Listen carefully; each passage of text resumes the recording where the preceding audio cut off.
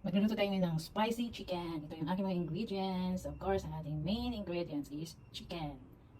And pepper, white, red, green, yellow pepper, at ating white onions. Lagyan ko na siya ng spicy sauce. Yan guys, after natin linisan ang ating chicken, i-marinate na natin siya sa white pepper, sugar,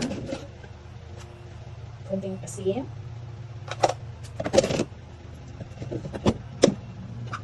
konting sugar, yan, white soy sauce, saka meron tayong dark soy sauce,